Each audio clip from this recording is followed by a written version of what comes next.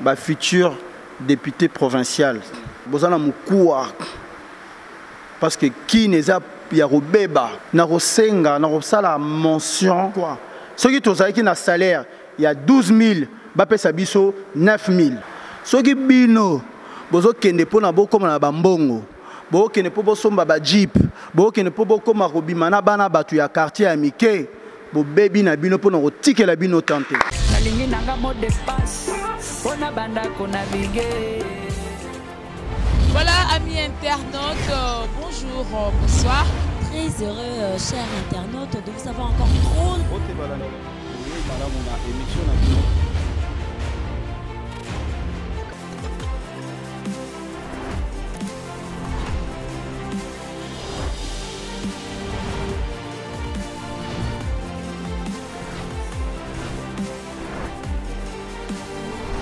Voilà, chers internautes, vous êtes le bienvenu dans votre émission Shot News avec Ekibumba. Ekibumba qui reçoit aujourd'hui un compatriote, Oyo, aye vraiment ko postulé Oyo, Azoluka, Apesa, Image Mususu, il y a quartier naye, il y a commune naye, na kombo ya Gigi Ngamaba.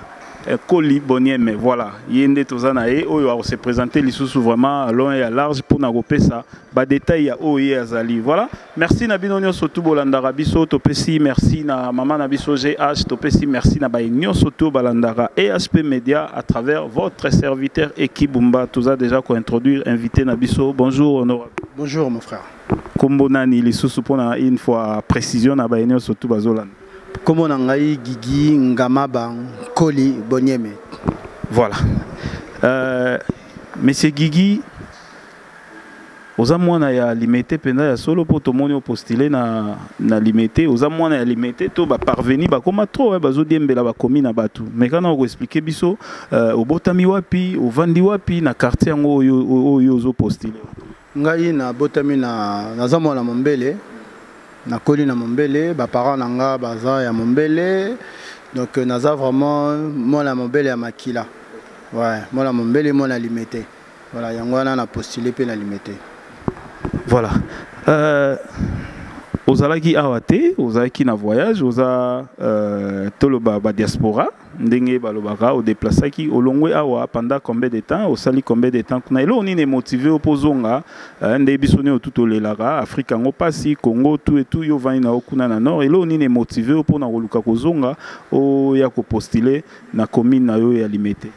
Ngai na kepoto mwana moke papa bengi ngai parce que tokende bisone en tout famille mobimba. J'ai chance à Otanga, j'ai un poto, j'ai un diplôme, je suis expert en fibre optique, je suis chef d'entreprise en Europe.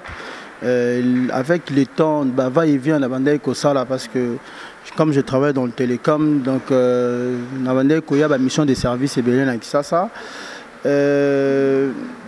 Tant on a joué à Kisasa, Nandai toujours idéaliser l'image moroboye. Mais tant on a poto, on a une image on a poto na tango na comme il a dit déjà différent c'est ça. Et aller-retour, soit on a continue na quartier na hôtel à Coco. Nous avons différent c'est ça. Au mona baleki na biso bavandi au côté na tango ou hôtel à Coco na tango moni na coin ba petit bazar na bavandi ba osale loroté. Obimi ozongi na midi okuta mora na kona ka esika bazara ne loka osalate obimi lisusu ozongi na pokwa okuta mora esika wana bazangi ka loka osala bazangi loka osalate na voyageur na zonga situation ka moko na mtuni ba problème ezanini babi na ngai problème ezaki bana baleki na biso bazangi eloko ya kosala yango wana omone kino avec le temps ekomi ko inspirer nga yango wana omoni lelo na tchemutu pour nazala candidat pour pouvoir changer les choses. Voilà, merci beaucoup pour pouvoir changer les choses, mais aux assire ceux qui au quotidien de bango bazumu sala osa. Omoni na vie, moi je pense que dans la vie il faut avoir des ambitions et des projets. Ngai na ambition na bane koya na zozonga. Tant nazozonga mutu vide nazozonga na image ya makambo nga na omona na Kisasa na vanda ki na bibon bande konangai elo nini ngana ko apporter un plus na quartier nangai. Alors y a une entreprise au salaire telo mo pour ba bazo misala yo esko ko postuler. Pesa biso na moi image ndenge nini au sala mécanisme nini ça ma po au changer loko wana yo zai ko mona tango zo. D'accord, non et ça déjà que dans une entreprise na Kisasa. J'ai au moins plus de 100 000 € de matériel na Kisasa. Ok, les lots, ils ont marché bien par rapport à la politique na biso ya Congo yango wana moni ils ont simbaté. Non répondre ceci, entreprise wana de na biso que non nga expert en fibre optique, j'ai une entreprise dans le télécom, Flexitel Service. C'est-à-dire que les lots technologies qui sont rapides dans le monde de la connexion la fibre optique. Moi, je suis un expert en fibre optique. C'est-à-dire que pour l'entreprise et marché, nous avons besoin de main-d'œuvre, il y a batubaya kosala. Mais batuna pour baya kosala, il faut bailler ba musala nini o bango baya kosala. Exacto muzu menuisier au PC ciseaux comme électricien. Non, et c'est comme coiffeur et simbate. C'est-à-dire qu'il fallait qu'on former ba jeune na musala o entreprise on a formé pour bango ba comme compétent ba ça elanga musala. Mais nous se rendre compte que na musala yango ba jeune on a na bango pembeni ba ebi musala te. Siko ba jeune yango ba uta wapi po boya kosala. Eza ba jeune oyo nga na kendaka na zonga na kuta bango ka na coin ono nga na tikara bango. Idée zalaki ya ko créer ba centre de formation. Ba centre de formation yango namtinga ezo permettre ba jeune wana lobby bazala ba s'épanouir ba comme ba responsable mais ba oza boité faut que même bango na formation wana biso comme biso tozana j'en profite aussi tozana fondation Bolingo fondation wana objectif na vise ko promouvoir ba jeune. Ba jeune, il y a limité, ba jeune, il y a Mombele. Pourquoi promouvoir ba jeune? Parce qu'au jour d'aujourd'hui, ceux qui les lots, délinquance et Kotinakati, il y a qui ça, c'est un manque d'encadrement. Manque d'encadrement, il y a un créé insécurité. Les lots que l'on limité, au Kati limité, au Keti, Kingaboa, au Kenjili, sans aucun un problème d'insécurité. Problème d'insécurité, on est en facilité, il y a simple pour nous résoudre. Encadrement de jeunes. Bisoton, tu auras qui tu na Kisasa tu ba jeune banda ko beta ballet ba jeune banda ko sala ba sport ba jeune banda beta musique ba jeune bazaki na occupation le lo babilo ko na nyo tu ezate le lo occupation etika les églises na ba commune surtout au Congo occupation ezaka ba église mais l'église c'est bien to sambela nzambe otomona raté otoyoka ka kombo mais tozo bosana ke to commune na monde économique to commune na monde moko ezoko senga ke batu ba sala musala po balia mais lelo na monde soki batu ba sala misala te muto rolia te mais pour no sala musala faut na musala ngo po sala musala faut na ba compétence ko permettre yo o sala musala yango na ngai tango nazozonga nazozonga na lebi elo ni na opporter la jeunesse na ngai c'est lancé plus dans la formation de jeunes. Les lots, on a plus de 50 pièces. Il y a ma machine à coudre. On est dans le bas et quand on a port et Anvers. Parce que nous avons manqué financement pour créer un centre de formation. Parce que souci n'engage qui plus que banana na banabasi. Parce que banabasi, on est maman na biso. Banabasi, centre de machine à coudre, les allées qui vont monter centre de formation, il y a coupe et couture. Tobané que c'est lancé plus na jeune fille mère. Pour une jeune fille mère parce que banana ou baboti à partir il y a 16 ans. Biso to ebi que non lelo ce moment là ya muki aboti le roi passe comment papa ou luka bengala mona parce que charge à s'en débarrasser na charge. Mais mon aboti entre 16 ans et 19 ans. Aza ya robo katin mon on a un jeune. To koki ko récupérer, te former puis te propulser lobi pas comme mutu monene. Mais pour nous propulser, il faut à quota à côté na kati ya formation to encadrer to bongisa mutu na ye to pesa ye musala to pesa to la kisaye que oza mutu pambate oza mutu oyo lobby to rozala na yo besoin yango wana objectif na biso yango wana to za remonter ba centre de formation pour na bana basi na coupe couture yango wana biso ki to za la ba machine ekangami na douane na Anvers to zo monter ba centre de formation ya coupe ya coiffure pour na bana sina esthétique bana mibali to za na ba caisse. Bah, caisse à outils, tu as 5 caisses à outils, il y a plus de caisses, il y a 367 pièces pour la mécanique. Donc c'est-à-dire que le boulot surtout existe dans la mokili, il y a 4 caisses, tu as 5.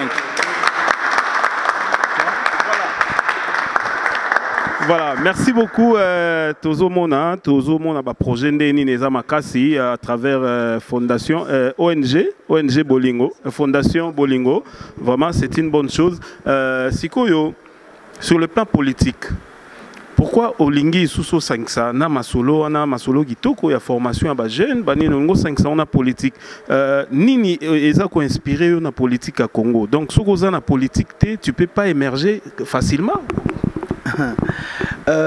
Omoni ngai na koti na politique parce que déjà excusez tam suto baksara mungwa na moi question tam suzo luka humilité moko ezala ba douane maramunyo surtout pour apparemment on dirait ezopé sa image bongo po boké et belé na députation mbongo ya belé kuna c'est vrai toké belé mais balobi batabanyo surtout baté camara motu ya mokoté tout ça distingué. Moi personnellement bateau baebinga baebi que moi je suis pas là pour appât de gain né na auto le tout à l'heure nazawana te pour lobby bae bangai so na kina besoin bae bangai nazara na poto na nyana sala o bato poto basala pour bae babango j'en ai rien à foutre bae bangai na ndenge moko boye et lo nga nazo bonda lelo eza intégrité ya quartier nangai ya commune nangai ya peuple nangai peuple congolais plus ya esika oyo ngai na koli esika oyo makila nangai zali esika oyo bandeko nanga bazali mon frère ngai na kendaka poto na yaka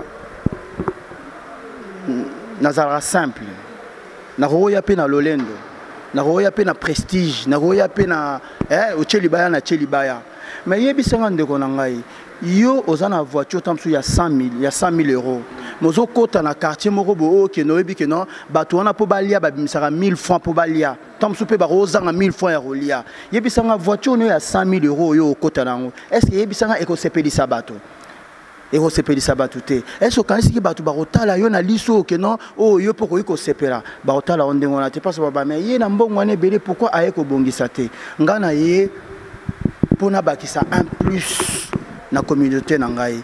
J'ai une vision 2030-2050. Mon frère, vision wana eza tellement makasi. Batu msu babi ma pecho na zali boma. Comment koko yela batu vision à 2030-2050? Oui, parce que mondele tango ça la projet il a des ambitions, il fait toujours un projet à long terme. C'est-à-dire qu'il y a mona leloté, mazo mona lobby. Ngana tie 2030-2050 parce que musala auto bandi parce que to bandi lelo. Pour to bandi lelo. Dès na hôtel koloba excusez nga na lobby qui député j'en ai rien à foutre. Na ko gagner tout comme peut na ko gagner té. Yebi sanga soki na gagner té lobby, c'est-à-dire que ba jeune tout bazana simana na bando 5 bango lisoté. Ba jeune tout bazo propulser, c'est-à-dire que ba to ando kuta na isoté dans les sous 5 ans ndenge bazela bozela bango 5 ans pendant ba mandat pendant ba élection ba yeli sou ko kosabino ngana yelo ko kosa mutoté.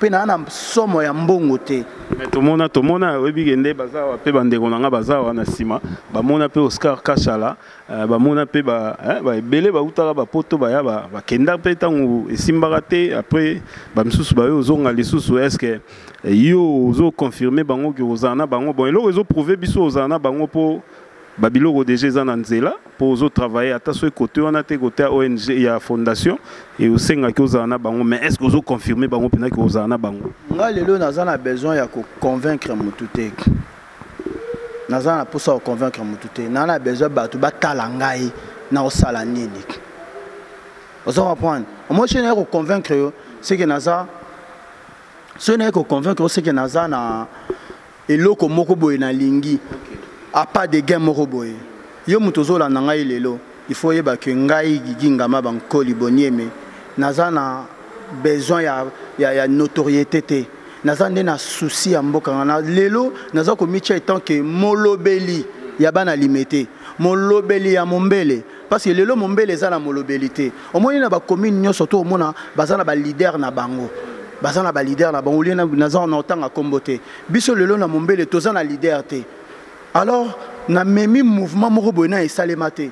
Na memi vague morobo non existate. So moni ba jeune onyo surtout bazana simana ngai, na pesa bango $1 te. Na pesa bango pe lote. Na zana philosophie ya Etienne Tshisekedi, c'est-à-dire que na opesa yo lote mais na opesa yo idéologie. Na zana philosophie ya ule na pesa yo lipa. Na ola kiso ndenge ni basala mapa. ule na pesa yo mbisi na la so ndeni balo bakambisi. Voilà.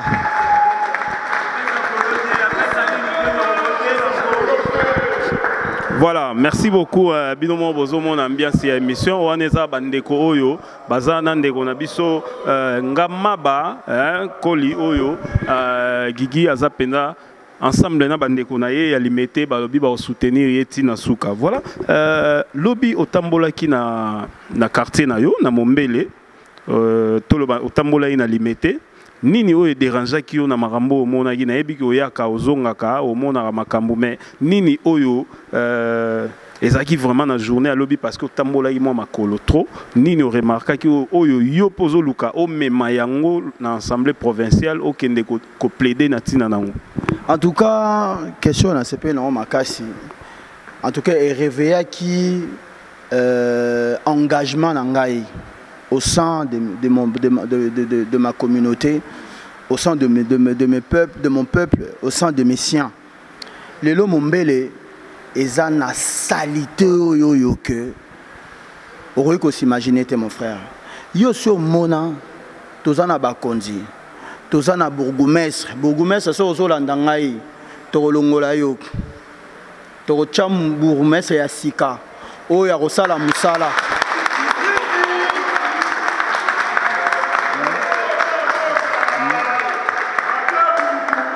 Biso Mombele to décider que na commune kuna ya limité to cha mwana Mombele.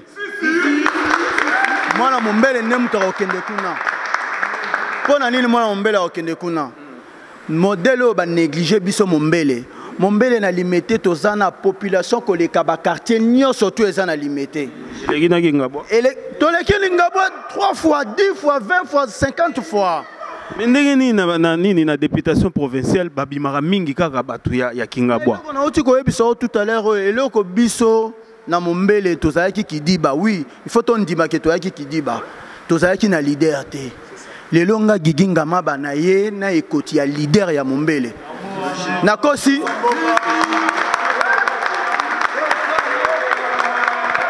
voilà.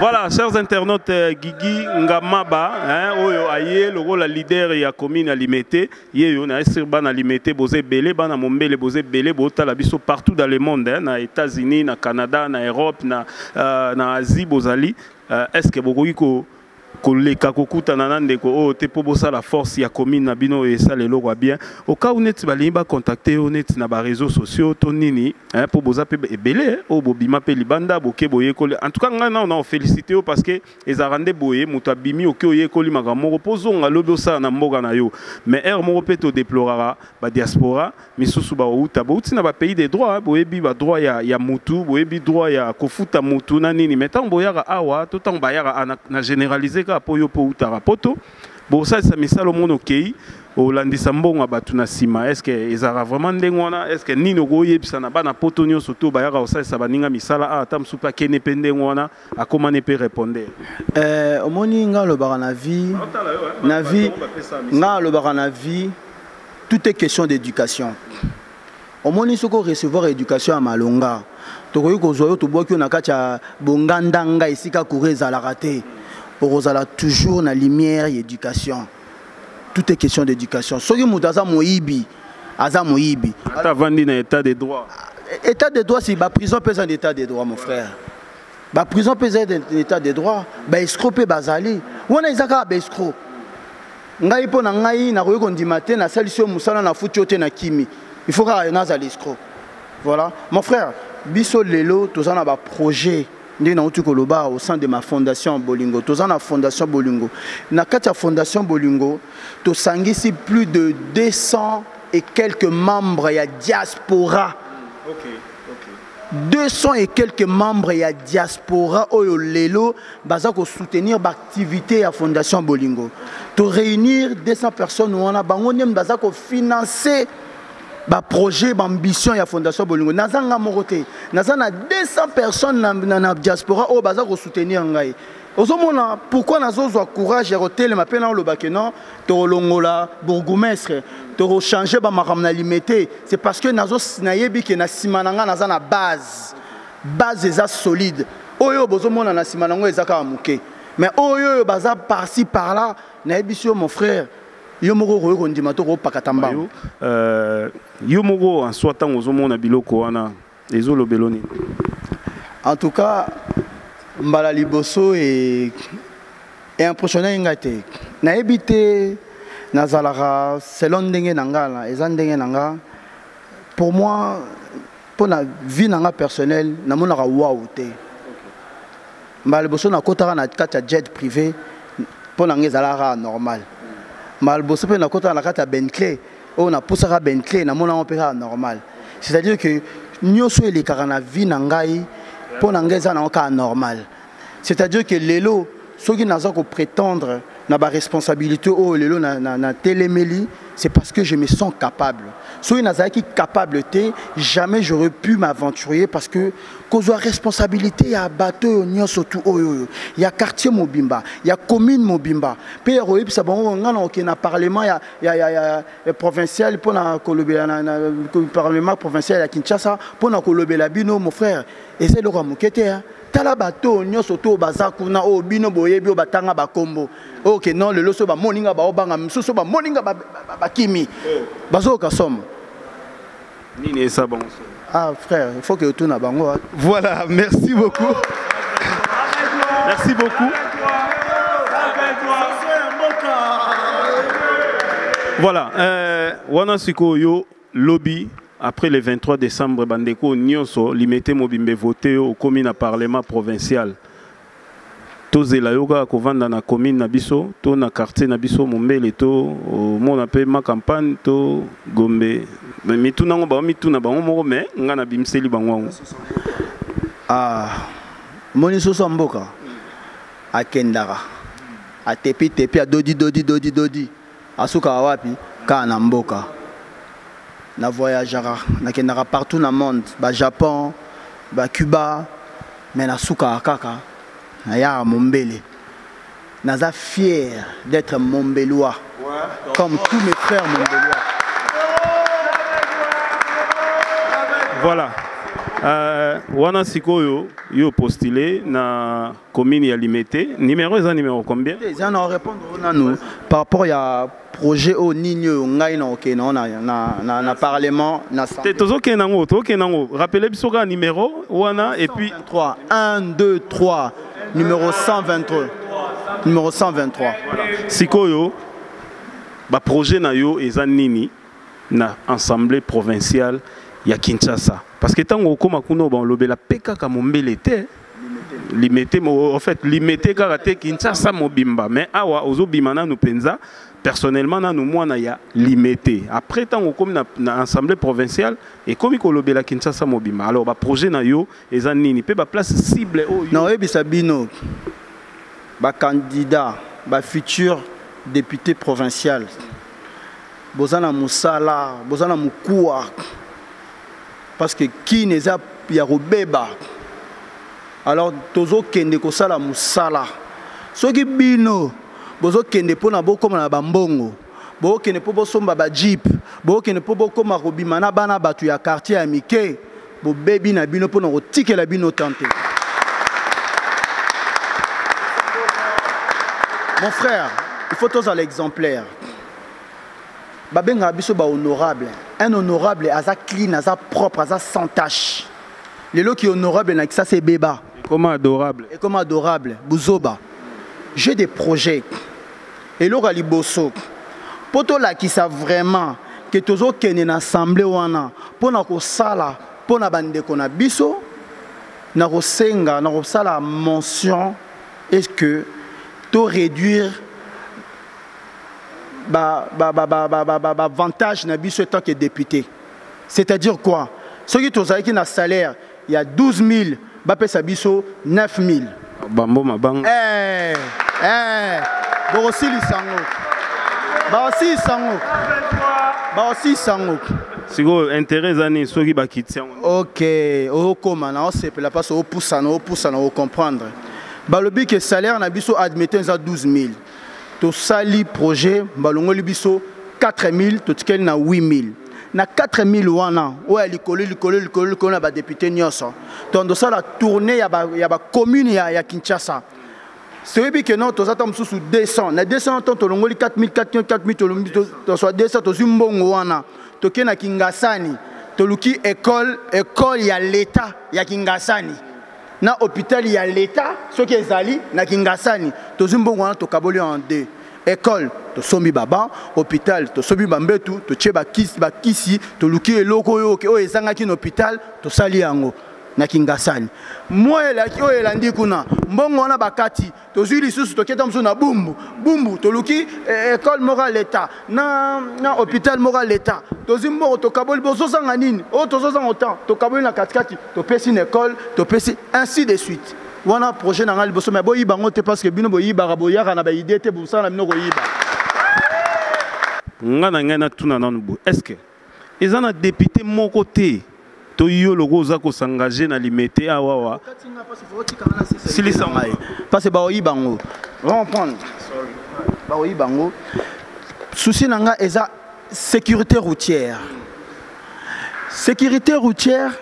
eza très important parce que mortalité ya balabala na nzela lelo na Kisasa eza makasi batu baza ko kufa na balabala ba accident eza ko salema ebele na balabala na biso likolo na ba roulage te likolo ba chauffeur ba faux chauffeur baza ebele na Kisasa muto robuta na wewa na ye atiki wewa azui catch azoza na catch ayebi code de la route te Azan a permis de conduire te ayebi ko respecter te et en plus de cela a respecter nzela ndengeni au moins mutolonga na droite ake na gauche bibo na banzela nyo surtout bazalaka na bande o ekabolaka banzela o ke mutu ayebi ke na otambola na droite faut na respecter bande na ngai na Kisasa ezalaka te ba bande wana ezalaka te. Tout bolobela pour cette fois-ci nini manda utu koleka to moi na Kinshasa balobele yango te ba panneau routier ba fait des signalisations nyo surtout yebi makambo wana te na ye moko kimbuta na batu na ye ba yebi lote c'est-à-dire que bino oyo baza lelo biso toza nouvelle génération yebi ke bango pe baza ba diaspora ba vanda pe na ba poto ebele ba osa na gouvernement lelo ba vanda pe na ba poto ba yeba mambo wana te problème ezani na otu lo eza problème d'éducation. Mon frère, il y a un problème d'éducation. Ceux qui papa na bino autaka na masimanimba na kacha bulwe mukuna na buga Congo kuna esika courant za la raté esika loge za la raté ozana ona mutu ozana vision te biso toza génération internet toza génération ya vitesse toza génération ya YouTube toza génération ya Instagram ya Facebook c'est-à-dire que vitesse. Dans cette génération, tous un souci à technologie, tous un vitesse. Donc c'est-à-dire que au moins qui nous lelo, qui nous soit bateau au bakei. Massa 5 ans belé pour les Nigeria, Afrique du Sud, pour les pays belé. Voilà. En tout cas, na okelo moko wana obisoki bateau bakei. Tous en vitesse, tous les gars Nigeria, Afrique du Sud, Égypte, oui, certes, tous les Kabango. Si vous êtes en opposition, vous êtes en majorité FCC, tous êtes en opposition et comme ils sont sous moi, des cas, tous êtes en Lamouka, tous êtes en côté Fativit, bilo mo andengwana, yo za côté. Étant que Mombélois, parce que je me revendique toujours Mombélois. C'est mon identité. Et tant que porte-parole, il y a Bana Mombele, puis leader, il y a limité. Naro Zalara en opposition. Logique ici. Naro Zara en opposition. Naro Zara en opposition. Omoni Nzala. Nzala. Biso tout en Nzala. Biso tout au Karanzala. Mais Nzala Nangai, et Royokotin Nangai na Buzo Bate. Nzala nange ko tina na kene bikenda kenda te lelo na ko kaipe ko kende ko tokuna basalenga pende basala batu misusu mais na perdre âme na ngai. Nga dans un esprit, dans une idéologie à Chichi. Prenez-vous en charge le peuple d'abord. On n'a jamais changé. Na rosa na ngam piaka, na rosa na ngam nengenin. Botala idéologie na talaka nde naza. Na rosa en opposition, pe na jeune. Balobi. L'avenir du Congo, c'est la jeunesse. L'avenir de demain, c'est la jeunesse. Jeunesse est baby, et pas si mingi. Jeunesse ba négliger yango. Négliger jeunesse ba pesi bango ba makoko, il fallait pas bakoka. Mon frère, tala ne yo za vrai Dieu za play. Na ngongo il fallait ne oyebo, il faut attendre moi Bentley mo décapotable mo be libandam na ndenga musala na. Vous comprenez? Na ndenga musala na oro. Ndengo lobi ke boko kaka ko sangana te. Na pesi déjà stop. Pourquoi? Na oti ko yebisa OK. Ba mombelwa ba sangana bazana comité bureau politique mobimba o ezako piloter na pona fondation bolingo o bazana bazo réaliser ba projet oyo to ya ko mettre en œuvre. Ngai moko étant que diaspora naza membre ya Diak United, l'union de la diaspora congolaise. Pona nini to lelo to sangana toza ba jeune nyoso to ba kolina poto ba jeune nyoso to ba tangi ba classe ba jeune nyoso to bazana ba master bazana ba licence ba jeune nyoso to bazana kata ba entreprise a minene na France bazana ba Total bazana ba Orange bazana ba Vodacom ba jeune nyoso to lelo baza conscience comme moi je dis la génération consciente to sangana lelo autour ya Diak United lelo to zana en tout cas nous remercier ba lelo to biso bato ba jeune to kolina poto lelo to komi na différence so moni ba jeune belé lelo ba kozonga koya na kin ba koya na ba projet différemment na ba parents na biso que lelo nous remercier bato ba jeune le rôle ba Jires Kembo ba jeune le rôle ba Poison Mobutu ba jeune le rôle ba Trésor Loa ba jeune wana ba Ziz Makukula ba Albert Akele ba jeune wana lelo ba comprendre que il faut bazonga Barabas Arnold ba Rodrigue ba jeune qui va comprendre que lelo il est temps de revenir au pays pour apporter un plus. Moi, au jour d'aujourd'hui, revenir sur ma terre, c'est pour investir sur l'humain. Je ne viens pas jeter l'argent, je ne vais pas donner des choses que moi-même, je n'en ai pas. Donc, on a Bappé, Saka et le Rosanango. Voilà. Voilà. Merci beaucoup.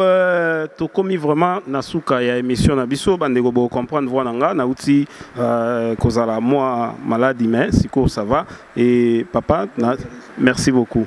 Voilà donc eza d'ailleurs première émission na ngai depuis na outil kozala na bani nanga na lo baboye nini okoyi ko yebisa peuple na yo nyo surtout bandeko nyo surtout a Mombele. Zelano to gena na moi procédure mo Enoch pour cela biso mo caméra to tuna ndego moko question ni na ko tuna ndego na biso Gigi awa papa Mbote bien papa tuna ni no tuna ndego na biso Gigi pour yo moko za pena présente-toi d'abord et puis yo moko za mwana Mombele ni no ko tuna ndego na biso alinga ke ko lobela bino kuna ni no ko tuna. Merci Mingi, na parole au Pessingaï, na sepeli parce que je me présente d'abord, je m'appelle Tunkadi Bob. Gigi Azali fils Nabiso. Tuvani na eti ndenge akomi boye. Oyo nyosa uti ko lobawana ezali vrai. So le loyo akende ki poto pona okene koluka kotanga pour le loyo azwa un plus. À part cela, na mentalité ba raisonnement azanango vraiment eza iloko moko ya kitoko soki lelo yo to vandi awa pourquoi parce que to pesa ki idée que mekana ko sala loko yo po dans ba jour à venir iko ko sunga biso pona Mombele kakate ya on peut jouer ba précaution ana asaleli yango lelo kwa niti ndinga zalo wana to za na simana e otuna moko ko tuna e soki akoiko ko tuna e pene loko yo Li azo kendele kuna na parlement to mutuna moko yo za nango na Mombele nini ya ko sala bino po.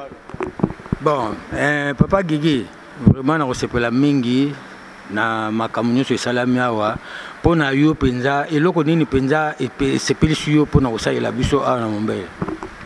Voilà mutuna ko ute pa ya papa oyo yo moko po yebi malamu. Ngai nazo rendre kaka oyo Mombele apesaki ngai oyo Limete apesaki nga nazo zongisela bango. Wanini? Déjà kobota nga na commune ke nazala na commune nazala Mombelwa eza déjà mingi. Po batu tout baza ba Mombelwa te. Lelo kozala Mombelwa comme cher kala mingi te to sa ba passeport. Oui oui.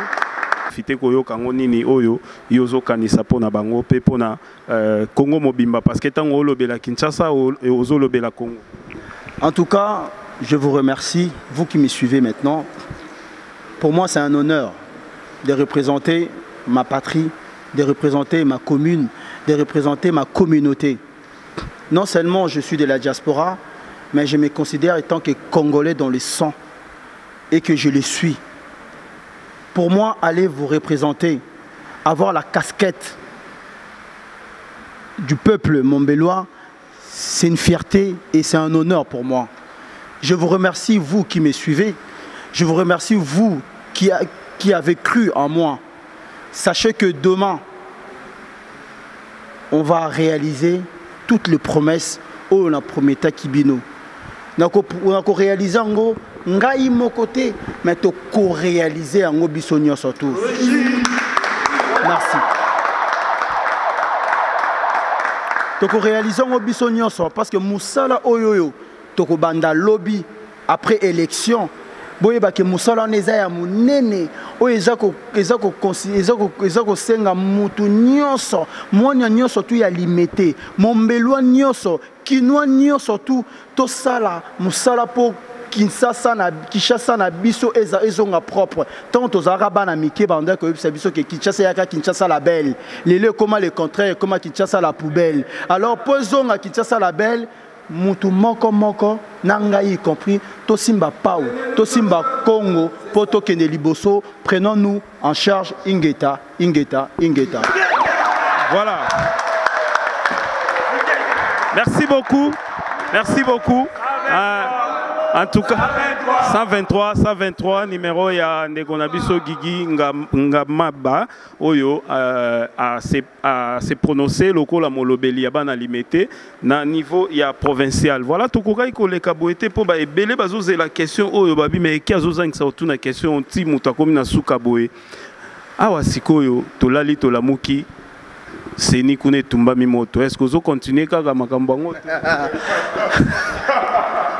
Bah aussi ça. Voilà, merci beaucoup. Ça n'est fini pour aujourd'hui. Ezalaki Yabino Ekibumba oyo yambaki Ndekonabiso na kombo ya Guigui Ngamaba Koli oyo azali mwana Mombele ya solo bozarana ekuna na poto. Je suis sûr que vous se rappelez le soir voilà yewana ayeko sala mwa makambo ebele na Kinshasa yo pesoki lobi sala bongo et sala bien po boko mebele moi tant boko mebele ya ozale tout fêter na même idéologie na yo pozo sala okuna zo sa mais tant bozo nena baxelo mona n'appelle yo pesi toko mebele na rolobaka ke toza déjà ebele toza ebele ndé na lobi tuko obi ke mususu ena na boîter les pâtes mona abaza déjà ebele ngana va na ngai ya onto biba beaucoup magai il faut toza ebele parce que musala osala ezebele ngamo na okokate amoni musalo ngamo na okokate même ba service secret na baza na sima ba okokate donc il faut moi na nyon surtout ya Congo ayeba que l'heure est arrivée où il faut retourner au pays pour travailler, pour apporter un plus à la pierre d'édifice. Voilà. Merci beaucoup. Ça n'est fini. Merci na Enoch Congolo Azaki derrière la caméra. Merci na Baenio Soto Balandarabiso na EHP Media à travers votre émission Short News. Ezaki Yabino Ekibumba Tokom na Suka Tolobinde Toloba na Suka émission Nabiso. Glory be to God.